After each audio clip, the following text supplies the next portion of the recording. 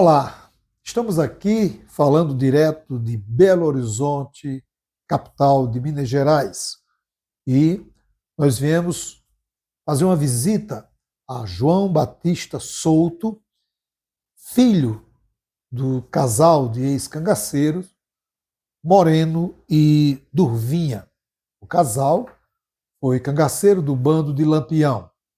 E nós já tínhamos há um bom tempo a vontade, o desejo de fazer esse contato com João Souto, como nós o conhecemos, para falar um pouco da sua experiência, do seu convívio e das memórias que ele tem do pai e da mãe.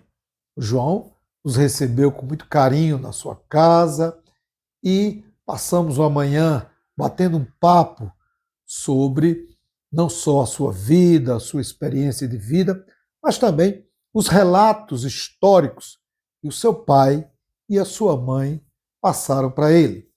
E vocês terão agora o prazer, a satisfação de assistir ao depoimento de João Souto, onde ele narra a sua experiência como filho e o que ele ouviu durante o período em que ele esteve com o pai. Lembrando que João, ele durante décadas nunca ouviu, não sabia da trajetória histórica do seu pai. Isso só lhes foi contado pelo pai já com 96 anos de idade. E a partir daí, eles criaram uma relação muito grande, muito próxima, ao ponto do pai narrar para ele, contar para ele os episódios do período em que tanto o pai quanto a mãe viveram no bando de Lampião. Muitas histórias interessantes, muitas descobertas, muitos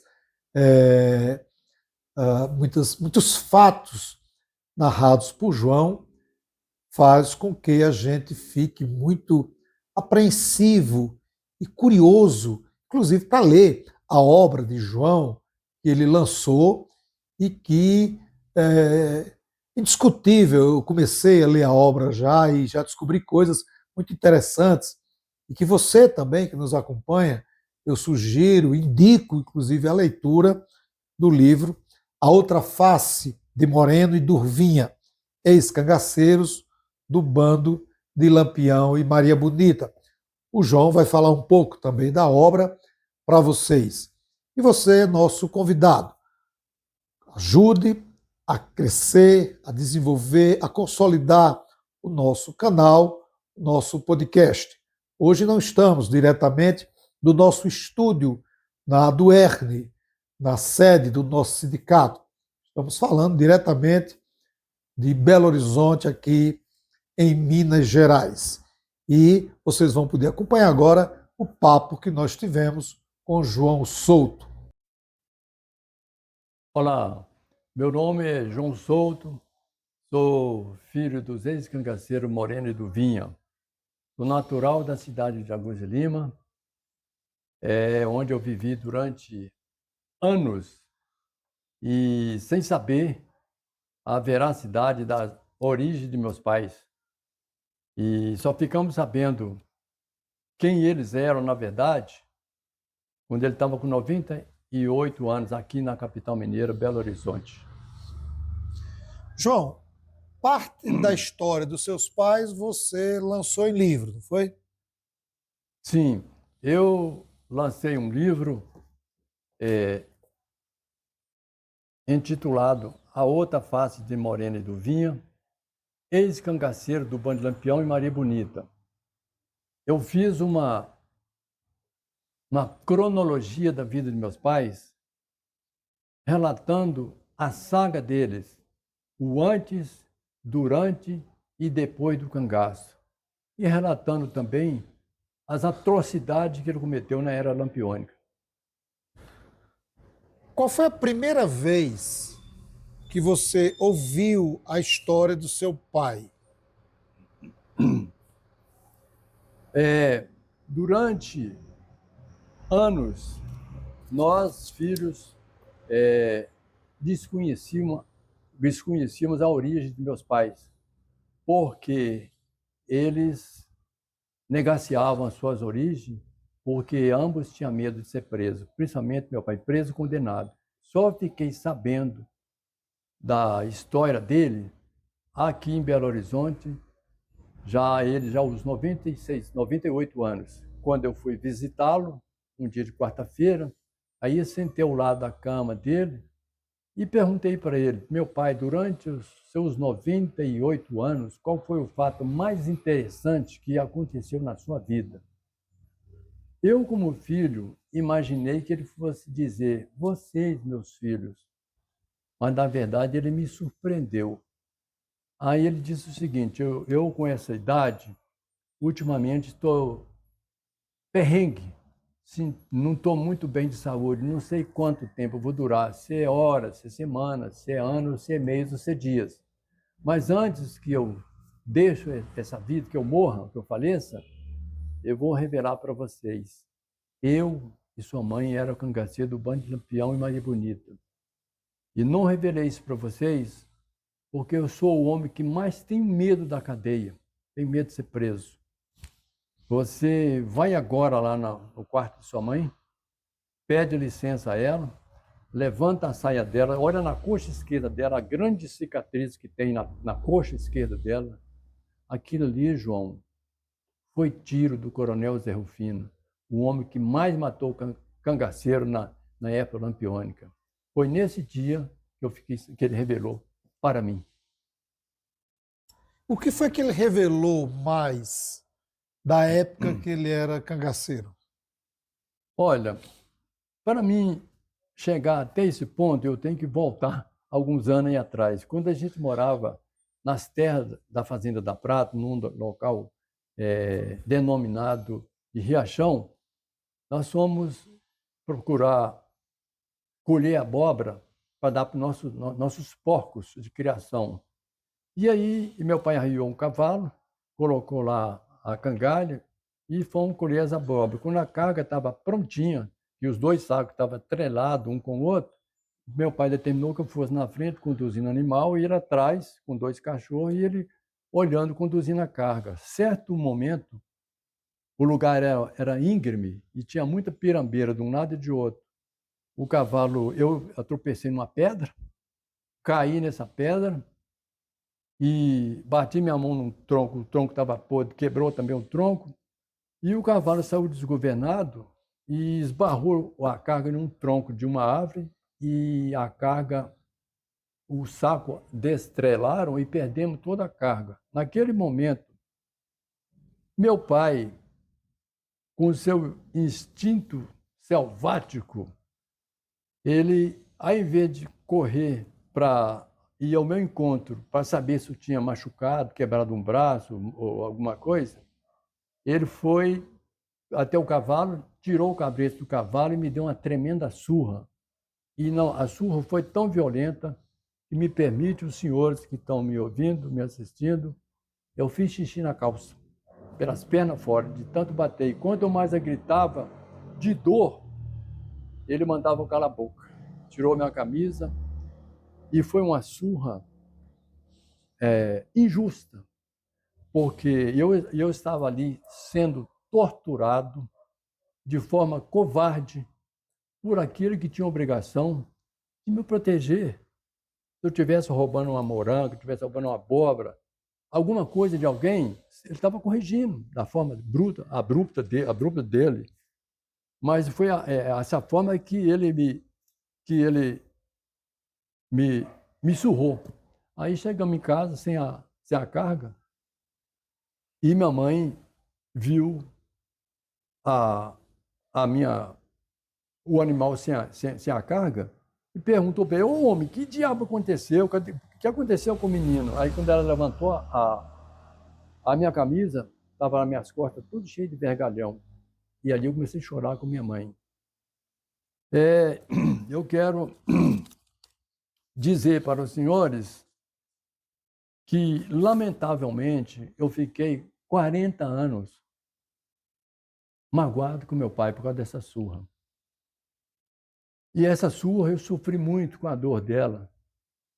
E até um dia eu fiz uma live no canal do Adebal Nogueira, e quando ele me fez uma pergunta sobre isso, que ele não imaginava que fosse isso, eu me emocionei.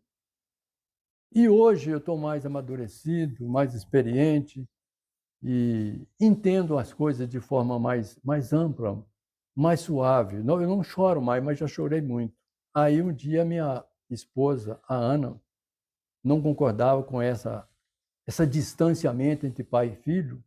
Ela foi a mediadora. Ela falou assim: você convida seu pai para sua mãe para vir almoçar aqui em casa, vocês precisam conversar para tirar isso do seu coração, que isso é muito ruim no seu coração, você ficar guardando mágoa de qualquer pessoa, principalmente de seu pai. Ele pode ter sido o que foi, mas ele foi seu pai. Ele te criou, te ajudou, ele é seu pai. Você tem que respeitar como seu pai. Aí, nesse dia, marcamos o dia, meu pai ficou planejado dele vir aqui na minha casa. Como de fato veio, a Nelly, minha irmã, queria vir. Eu discordei porque ela poderia atrapalhar na conversa.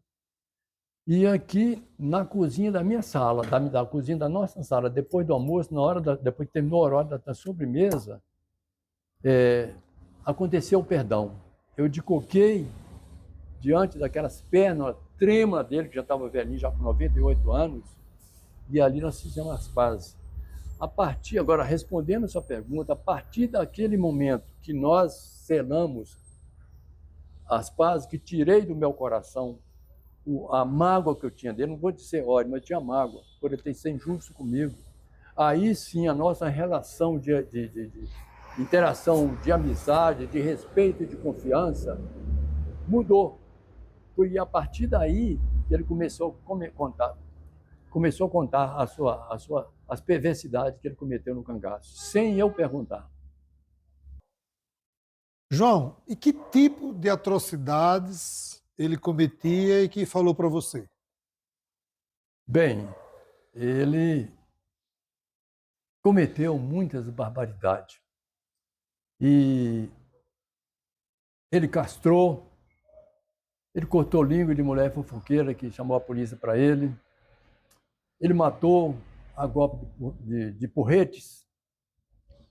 E um dos casos mais cruentos que ele cometeu, eu como filho, passei 6 meses perguntando a mim mesmo se eu deveria relatar isso na história dele. E eu pedi ele, na história, que ele me perdoasse por estar relatando a história dele. Mas eu tinha 2 opções. Ou eu escreveria uma história de ficção, uma história mentirosa de meu pai, negaciando a história dele, ou eu escrevesse a verdade. Eu sou da verdade. Doa quem doer. Se tiver algum parente que é contra eu ter relatado esse fato, isso aí é problema meu. Eu sou responsável. Não tem nada a ver com meus irmãos, não tem nada a ver com ninguém. Isso é uma coisa pessoal minha. Eu relatar a história como de fato ela aconteceu. Quero deixar bem claro que eu sou contra qualquer tipo de violência, mas eu sou a favor da história verdadeira. Você relatar a história verdadeira, não para entronizar a violência, mas para que essa história fica para a geração de hoje e outras gerações. Agora vamos aos fatos. Certo dia, meu pai, ainda no grupo do Vigino, eles precisavam de sal para poder temperar as carnes dele, né? Temperar as carnes dele. Aí saíram os 2, cada um no animal, procurando onde tinha uma moradia para poder pegar sal. De repente, no decorrer da andança deles, meu pai me disse que viu o cantar de um galo. Aí ele falou com o bichinho: ali tem moradia, vamos para lá. E quando eles estavam aproximando, eles perceberam, eles avistaram várias reses no entorno do pátio da fazenda. Muito gado, bezerro, vaca e animais. Eles apiaram dos animais e ali, naquele momento, eles mudaram de ideia. Em vez de pedir o sal que estava precisando, eles definiram assaltar a casa, praticar esse ato terrível que meu pai cometeu. Virgínio entra pela porta da frente e começa a extorquir o dinheiro do proprietário. Assim que a dona da casa viu a chegada dos cangaceiros, Moreno e Virgínio, eles saíram correndo, porque sabia que eles não eram flor que se cheira, não era boa bisca. Aí meu pai entra pela porta dos fundos e é recebido a tiros por um jagunço da fazenda. Como meu pai era muito ágil, tinha muita destreza, ele se esquivou dos tiros e atirou no jagunço. E quando o jagunço pulou a janela, já correndo do time meu pai, lá na frente ele deu outro tiro nas costas do jagunço, que caiu lá no meio do mato, lá ficou. Lá ficou. Aí meu pai retorna e passa por dentro da cozinha de novo. E naquele fumaceiro entre trocar de tiro, ele ouviu o negaciado, o dono da fazenda, lá na sala, negaciando o dinheiro que o Virgínio estava querendo. Meu pai, insatisfeito com o negaciado daquele proprietário, daquele cidadão trabalhador de mãos calejadas que construiu ali aquele pedaço de terra ali, com seu suor, com seu trabalho, aí Moreno sai da cozinha, vai até na sala, afasta o Virgínio e toma a frente da ação covarde. Aí perguntou para ele, mas rapaz, por que diabo tu não tem com tanto gado no pasto, homem? Por que tu não tem dinheiro, não tem ouro, não tem nada aí? Ele falou, eu tenho gado, mas não tem dinheiro. Tem, não tem. Aí a linguagem que ele usava na época era o seguinte, meu pai disse para ele, caba safado, bichinho da molesta, filho de uma fate fafude, catapuxo, badalo no bucho, que é filho de uma porca, né? Filho de um lápis cobainha do pé redondo, que é filho de uma égua. Se tu não tiver, você então... Ele pegou um mosquetão dele, encostou no ouvido do sujeito, encostou ele na parede lá e castrou o sujeito. Quando o sujeito arriou no chão, em prantos de grito e sangrando, meu pai, não satisfeito com tamanha atrocidade, ele teve coragem de pegar os 2 testículos daquele cidadão, foi até a cozinha e levantou a tampa da paneira onde cozinhava o feijão, do pão de cada dia daquela família, e colocou lá dentro. Aí largou o ombro e foi embora. Não levou nada, mas deixou ali aquele cidadão com essa marca, com esse sofrimento pro resto da vida dele. Desculpa, eu estou revelando esse fato, mas quero dizer também que se não fosse a minha mãe, meu pai tinha cometido mais desgraça na vida dele. Ele era um homem violento. João, além desse caso aí, desse senhor que ele castrou, ele chegou a narrar outros episódios dele? Olha, como eu disse, são várias barbaridades que ele cometeu. Mas até então eu vou contar só mais uma, porque senão o povo vai assistir, né, para eles lerem meu livro, para ver o conteúdo do livro, sabe? Mas eu vou contar mais essa. Eles também saiu com o Virgínio. Virgínio também não era flor que se cheira, é outro castrador também, outro violento. E aí eles foram saquear uma propriedade, mas essa aí foi em Pernambuco, mas eu não sei que região que foi, que distrito, que município que foi. Aí chegou lá, o dono da casa não estava, né? Estava trabalhando na lavoura, na roça, e estava a senhora e a filhinha deles. Aí o Virgínio estuprou a senhora e meu pai estuprou a filha dela. Isso meu pai me contou. Então, é duro eu, como filho, relatar isso, mas é a história do meu pai. É a história do meu pai. E o resto, as outras atrocidades, está no livro. Os senhores que desejar realmente conhecer o outro lado da história de Moreno do Vinha, relatado pelo filho que gosta da história, repito, eu sou contra qualquer tipo de violência. Não estou relatando isso para entronizar a violência, não. É para registrar a história de meu pai. Aqueles que vivenciaram a época lampiônica, não tem mais, não tem mais. Agora, resta quem? Os filhos.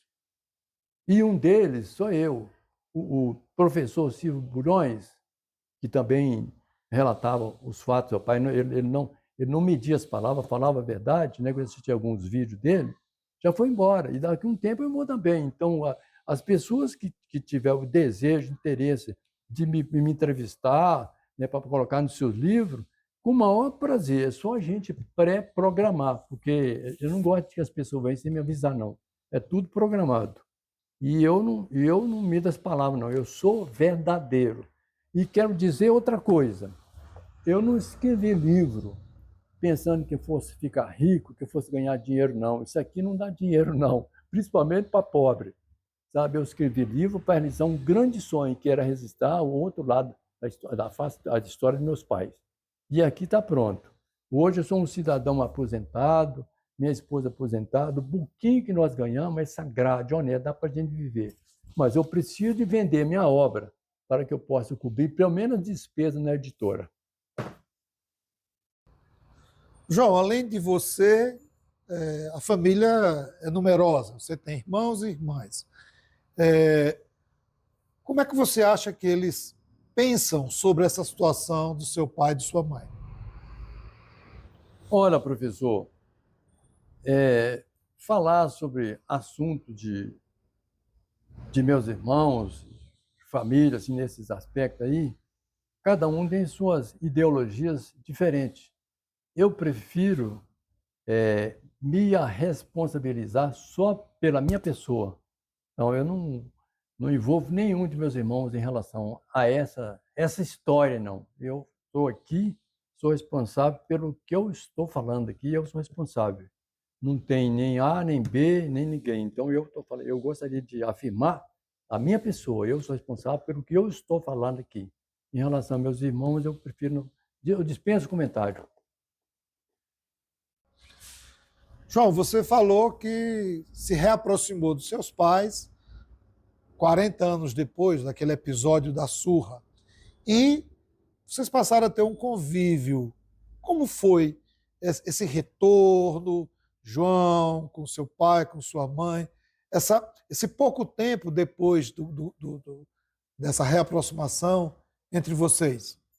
Olha, professor, foi uma coisa maravilhosa, porque eu tirei do meu coração aquilo que me angustiava, aquilo que me torturava.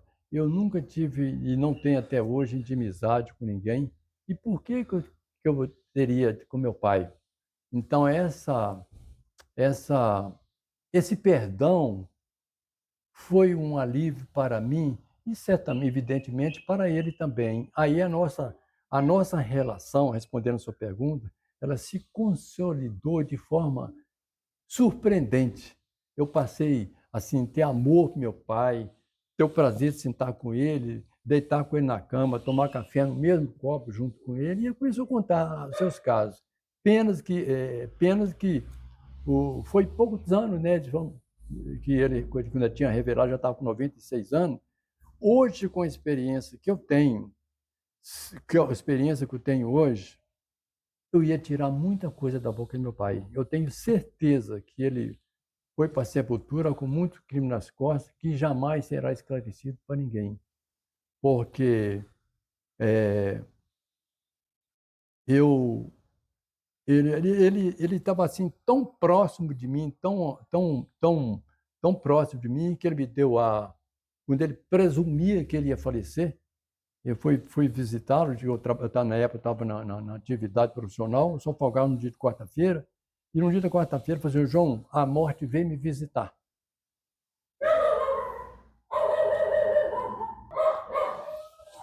Aí, quando ele me disse que a morte foi visitá-lo, ele falou até a cor da roupa da morte, que estava uma pessoa toda vestida de branco, e falou o seguinte: breve eu venho te buscar. E, estranhamente, ele contou aquele negócio, e aí ele falou: João, eu sinto que estou indo embora. E passou uma semana, na outra semana eu cheguei lá e falou: João, a morte me visitou de novo. Já conversei com o meu filho mais velho, que é o Murilo, que ele estava na casa do meu irmão. Está aqui meu chapéu para você. E está aqui o livro de Aglai Lima de Oliveira, que ele pertencia ao Inacim, procurando os pais deles, na época que ele estava procurando os pais dele.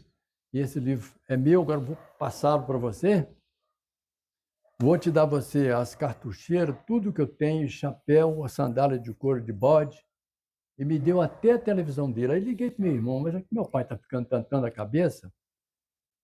Não, João, você pode levar, que falou comigo que a morte falou que vai vir buscá-lo. E no outro dia, a pessoa que tomava conta dele, que a gente se unia para poder pagar uma pessoa para poder tomar conta dele, ela levou um copo com leite para ele, ele tomou. Quando ela voltou depois, o velho estava morto, estava falecido. Morreu tipo um passarinho, sem gritar, sem gemer, sem lastimar nada. Então, ele faleceu no dia 7 de setembro de 2010. Foi enterrado no dia 7 de setembro. E o mais interessante, que aconteceu uma coisa inédita, que eu nunca ouvi em toda a história do cangaço. Ao transportar o caixão dele para a sepultura, a pedido dele, soltou vários tiros de foguetes, a pedido dele, para comemorar, em homenagem ao santo protetor que o sempre defendeu de faca, de balas, de tiro, de tudo que era contra ele. Ele sempre tinha um santo protetor. E eu acredito nisso, que ele tinha mesmo. A hora que os senhores lerem meu livro, vocês vão ver o que já aconteceu com ele, que ele conseguiu se salvar. Travessia de rio, com rio cheio, e uma série de coisas, briga, confusão, etc, etc. Mas aí ele foi embora. Minha mãe também foi a mesma coisa. Eu fui no dia do meu aniversário, sempre no dia do meu aniversário, minha mãe sempre fazia canjica, fazia quentão e rezava um terço. Minha mãe era muito católica, rezava um terço. E depois que nós viemos para a capital mineira, cada um procurou seu rumo, foi para o seu canto, mas de vez em quando a gente sempre encontrava com minha mãe. Aí um dia eu fui visitar a minha mãe, já com 93 anos, já de cadeira de roda. Aí, ao despedir dela, ela falou assim: meu filho, vamos tirar uma foto, porque essa vai ser a última vez que a gente vai se encontrar.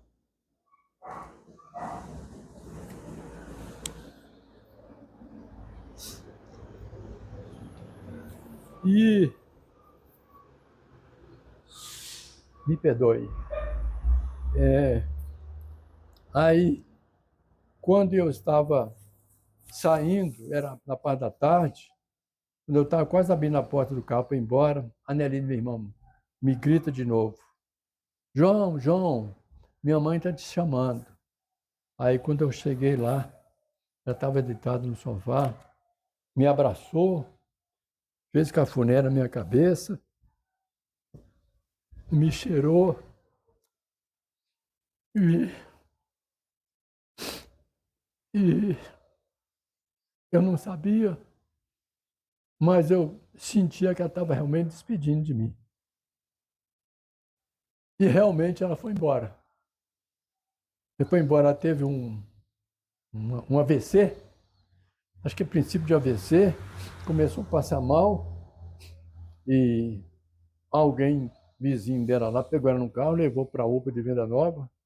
A minha esposa, que é a Ana, que o senhor teve o prazer de conhecer aqui na minha casa, ela pegou um carro aqui rapidinho, chegou lá e encontrou minha mãe entubada, mas ainda encontrou ela viva ainda. Ela presenciou os últimos momentos da minha vida.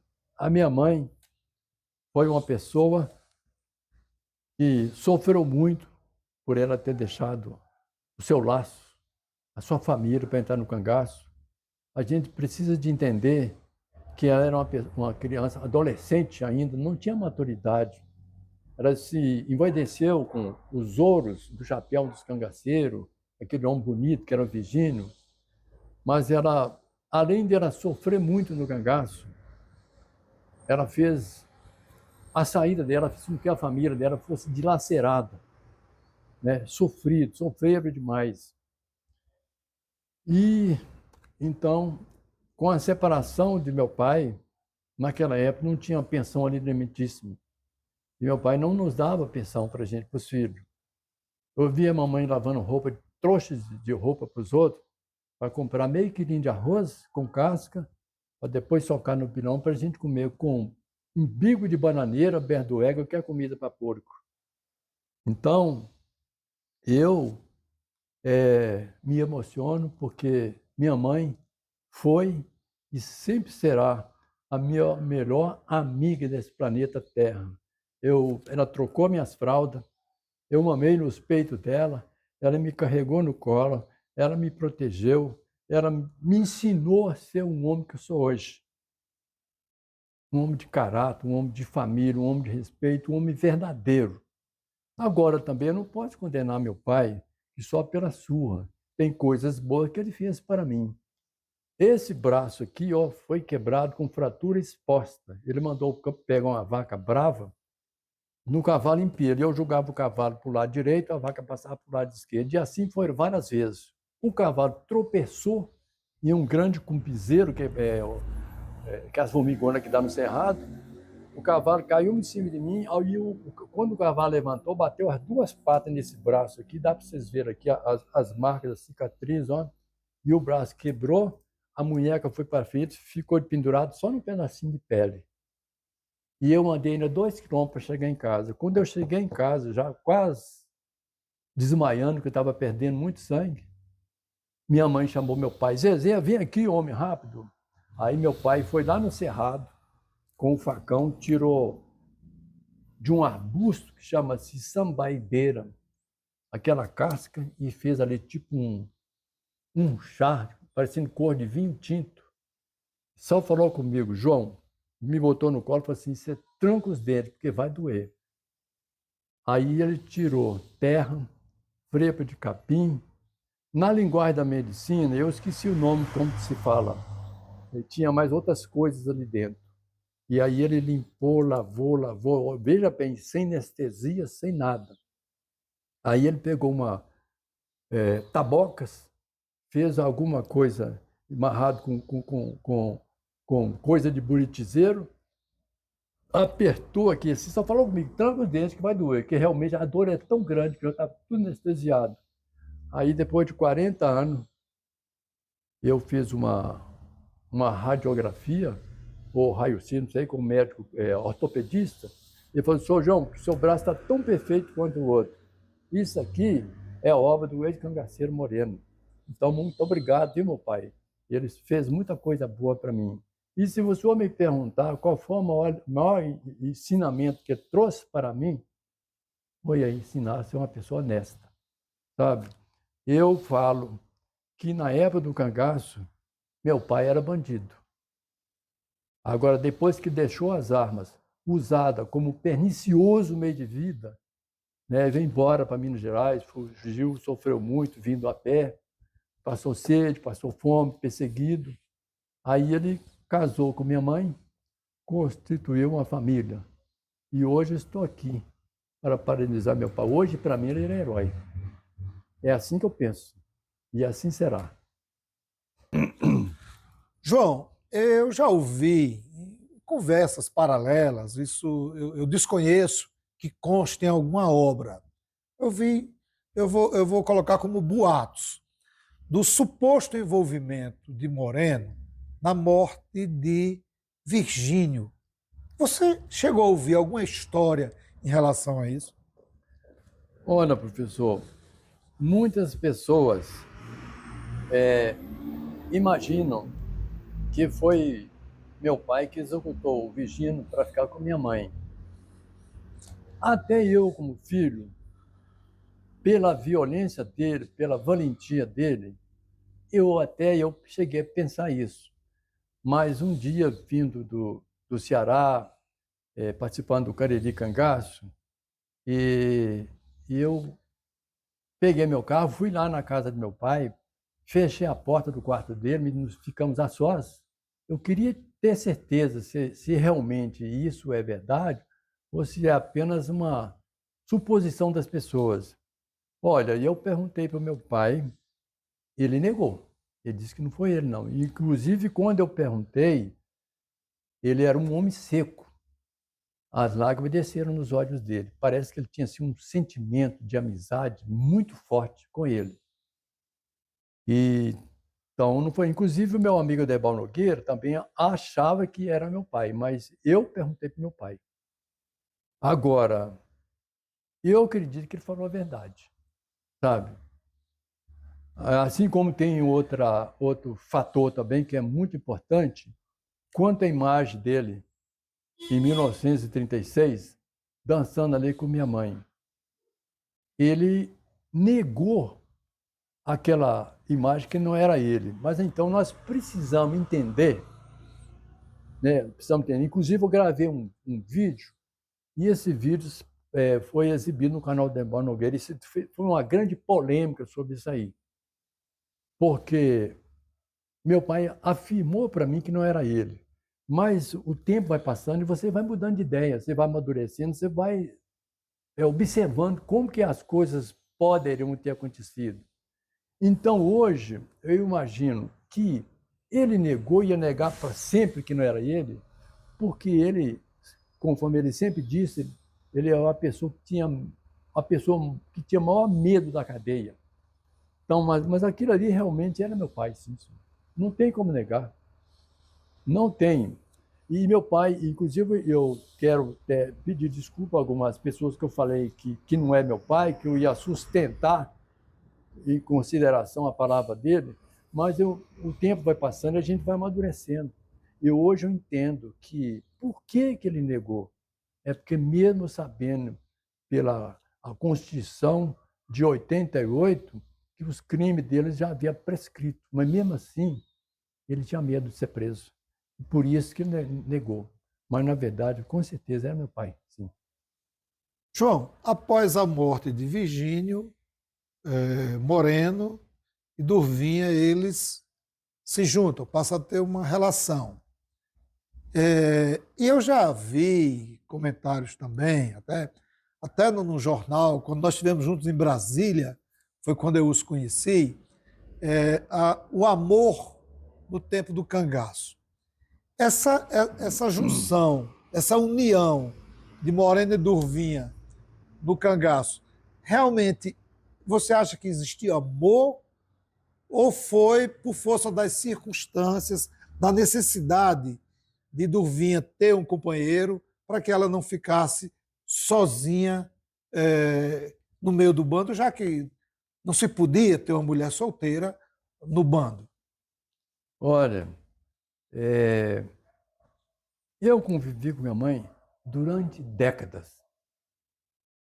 E ela sempre falou, e tem vários áudios, na verdade, são vídeos, aí, entrevista dela gravada. Quando mataram o Virgínio foi a grande paixão dela. Ela sempre falou isso, inclusive na presença de meu pai. Vocês assistam aí o documentário Os Últimos Cangaceiros, que o Vônio Oliveira, que é o diretor de cinema, perguntou para meu pai, perguntou para minha mãe: a senhora Moça Moreno? Não, eu amava era o Virgínio, na presença de meu pai ouvindo.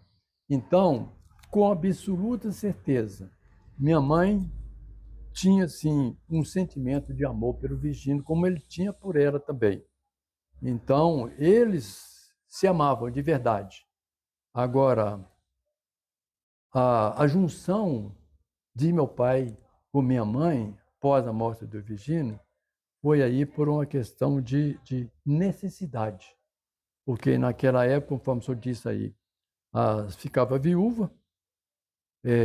No trajeto que a cangaceira poderia retornar para o seu seio familiar, ela poderia ser presa. Na própria casa dela poderia ser presa, que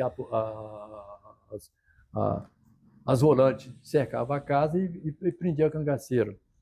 Então ela ficou, como diz, num beco sem saída. Meu pai era um homem novo, né? Minha mãe uma mulher bonita, como todo mundo sabe. E ali foi por uma questão, por uma conveniência, a junção deles. Nunca existiu amor entre meu pai e minha mãe. Nunca. E eu falo isso com total certeza e segurança. Agora, a separação deles foi proveniente do cabaré que ele comprou na cidade de Augusto de Lima, montou outro cabaré na cidade de Corinto, ele tinha 22 raparigas à disposição dele, né? E então eles se separaram, embora a separação deles não foi homologada na justiça, foi só verbal. Aí ele foi cuidar das raparigas dele, minha mãe foi cuidar dos 5 filhos, né? Um deles sou eu, que estou aqui contando essa história. Mas eles não tinham mágoa um do outro. Inclusive, meu pai cometeu coisas que minha mãe tinha motivo para poder denunciar, para poder fazer com que ele fosse preso, né? Envolvido com mulheres, uma série de coisas. E ela nunca desejou mal para ele nunca desejou mal para ela, eles viviam viajando junto de vez em quando, mas nada de marido e mulher, não. Acabou mesmo. E, e uma coisa muito importante que eu devo também narrar aqui é que, normalmente, quando se separa, mulheres de pouca conhecimento, às vezes sem falta de informação, colocam os filhos contra o pai, ou o pai contra a mãe. E minha mãe, em momento nenhum, ela colocou nós, filhos, contra meu pai. Inclusive, quando ele morava em Corinto, ela falava aqui de Belo Horizonte: meu filho, pega um ônibus, vai lá visitar seu pai, vai lá. E quando ele vinha aqui em Belo Horizonte nos visitar, ele sempre trazia o que a gente gosta, que é carne de sol, aquelas coisinhas da roça. Ele nunca, como dizia minha mãe, ele nunca vinha de mão banando. Ele sempre trazia alguma coisa. E a relação deles era boa, separados, cada um na vida dele. E eu trabalhava, ajudava minha mãe, ajudava meus irmãos, e a vida foi assim. Então não houve amor entre Moreno e Duvinha, não. Foi apenas uma conveniência. João, os restos mortais dos seus pais hoje estão juntos, é isso? Isso, Mas eles foram sepultados em cemitérios diferentes. isso. Como foi o processo para unir os restos do casal? Ah, muito bem. Como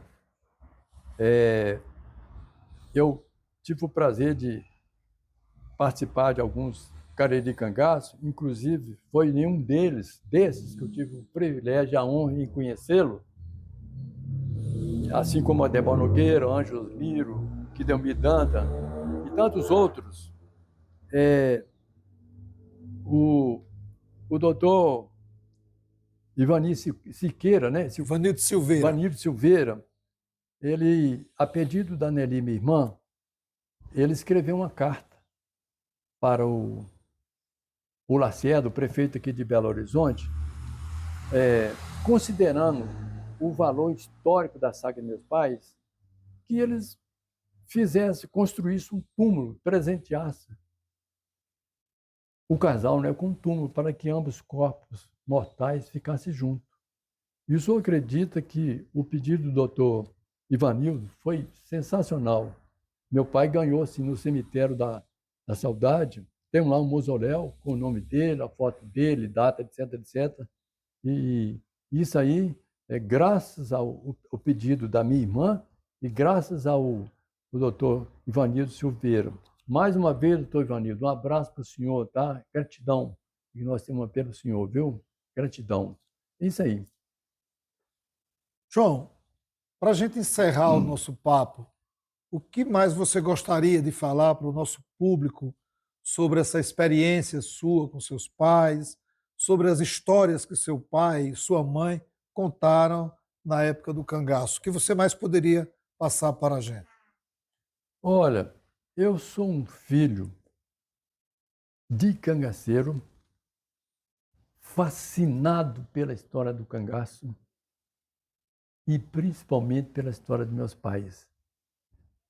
Eu gosto da história. Se eu tivesse condições financeiras, eu ia conhecer os 9 estados do Nordeste brasileiro, participar de todos os eventos culturais que se referem ao cangaço. Infelizmente, eu não tenho essa condição, mas eu só tenho boas lembranças deles e tiro o chapéu para o senhor professor Lemuel, e o João de Souza Lima, e os demais que trabalham assim de forma real, tiveram a oportunidade de conhecer aqueles que vivenciaram a época lampiônica. E o senhor está me dando o prazer de estar aqui hoje, aqui na minha casa, registrando mais esse momento aqui na minha casa. Que essa entrevista ela seja realmente vista por todos os nordestinos, por todos os brasileiros. E eu prometo aos senhores que, quando descer o meu caixão, eu quero deixar aqui somente boas lembranças de vocês, nordestinos, principalmente vocês que levam a história do cangaço, registrando a veracidade dos fatos, porque a gente sabe que tem muito trambiqueiro aí que escreve porcaria, escreve muito mentira. Inclusive, teve um na cidade de São Francisco, Minas Gerais, que teve a coragem de vir aqui em Belo Horizonte para conhecer meus pais e pediu meu pai, veio aqui para conhecer meus pais, dizendo que estava escrevendo um livro sobre a história do cangaço. E ele teve a audácia, teve a petulância, ele teve a deslealdade de pedir meu pai falar que Lampião morreu foi em Minas Gerais e não em Angico. Então, quando vocês, novos pesquisadores que estão surgindo agora, que ninguém é eterno, daqui a uns tempos os profissionais da área não estão mais aqui, vocês prestem muita atenção, procura adquirir livros de profissionais de renome, de caráter, de pessoas probas, pessoas decentes, que realmente levam a história do cangaço a sério. Porque senão você vai denegrir a imagem das pessoas. Aí você escreve mentira, o leitor vai ler, mas por que Adebal Nogueira escreve assim, João Souto assim, ou Lamuel escreve dessa maneira? Então, procura ler os bons livros de pessoas verdadeiras. É isso aí. Nós trouxemos aqui para João uma pequena lembrança do nosso canal Resenha do Cangaço, com algumas fotos dos pais do João, do Moreno e da Duvinha. Mostra aí, João, por favor. Aqui está minha mãe. Essa foto foi tirada na ocasião do primeiro Congresso Nacional do Cangaço em Brasília. Essa outra.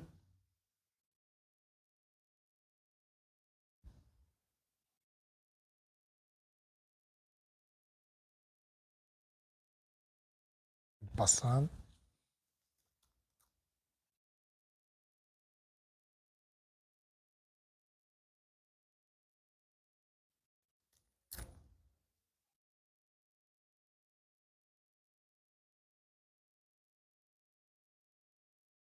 Passando.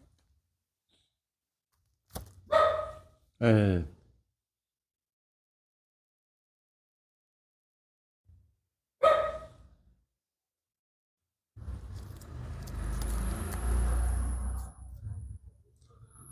Pronto.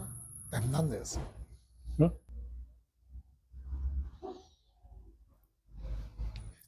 imagina isso aqui.